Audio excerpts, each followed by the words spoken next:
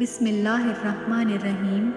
اگر تم قرآن کو آنکھوں سے دیکھو گے تو تمہیں الفاظ نظر آئیں گے، دماغ سے دیکھو گے تو تمہیں علم نظر آئے گا، دل سے دیکھو گے تو محبت نظر آئے گی، اور اگر اپنی روح سے دیکھو گے تو تمہیں خدا نظر آئے گا۔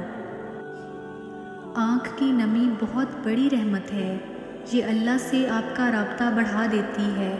شکر گزار ہو جائیں ان لوگوں کا جو آپ کی آنکھوں کی نمی عطا کر گئے، شکر عطا کریں اس تکلیف کا جس نے آپ کی آنکھ کو پرنم کر دیا۔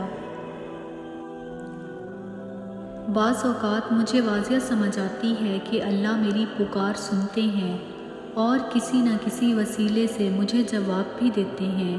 میں اپنے رب کی نگاہ میں ہوں، یہ احساس بہت ہی کمال کا ہے۔ اللہ کو بتایا کریں آپ کیا محسوس کر رہے ہیں، کتنی تکلیف میں ہیں آپ۔ اس سے بات کر لینا، اس کے سامنے رو لینا ہی آپ کے دل میں سکون اتار دے گا۔ بے شک وہ دلوں کا ہمراز ہے۔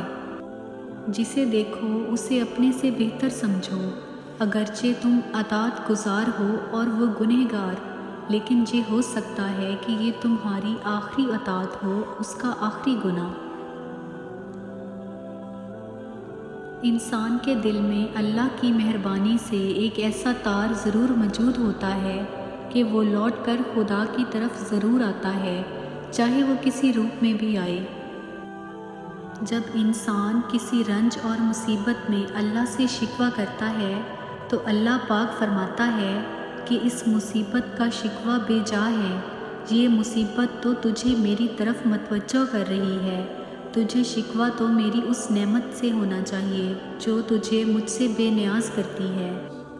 سورۃ یوسف مثال ہے، کچھ چیزیں لمحوں میں نہیں دی جاتی، وہ اکثر صدیوں میں تمہارے حصے میں لکھی جاتی ہیں۔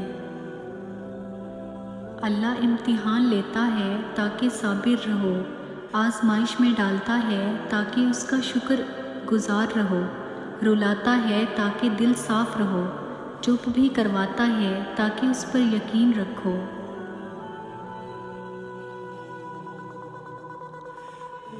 اے عزت دینے والے رب، ہمیں ان لوگوں کے شر سے محفوظ فرما جو ہماری اچھائیاں تو چھپا لیتے ہیں لیکن ہماری برائیاں پھیلا دیتے ہیں۔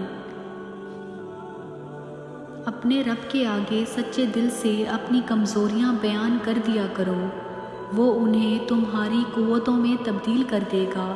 بے شک وہ ہر چیز پر قادر ہے، اس سے مانگتے رہنا چاہیے۔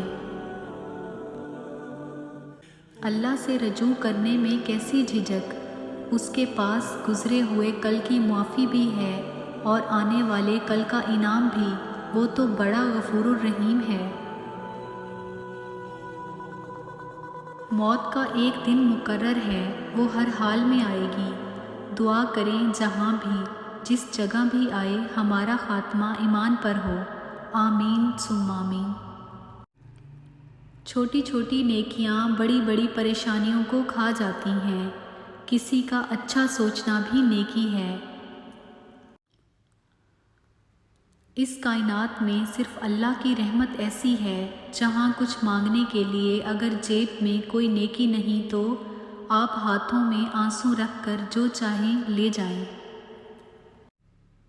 میرے رب مجھے اپنا بے انتہا شکر گزار، بہت زیادہ ذکر کرنے والا، بہت ڈرنے والا، فوراً حکم بجا لانے والا، تیرے سامنے جھک جانے والا اور تیری ہی طرف لپکنے اور لوٹنے والا بنا دے، آمین ثم آمین۔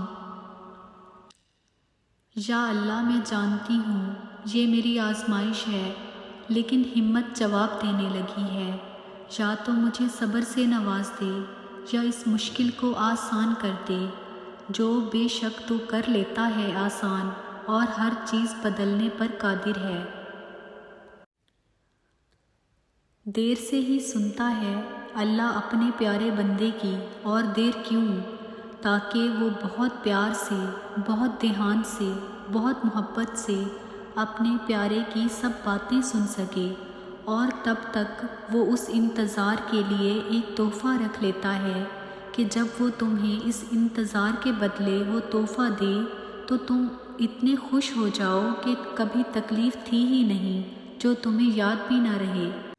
زندگی میں اگر اچھے سمجھنے والے لوگ مل جائیں تو زندگی آسان ہو جاتی ہے، لیکن اگر لوگ برے نکل آئیں تو زندگی کا وہ حصہ شاید ہم کبھی بھلا ہی نہیں پاتے۔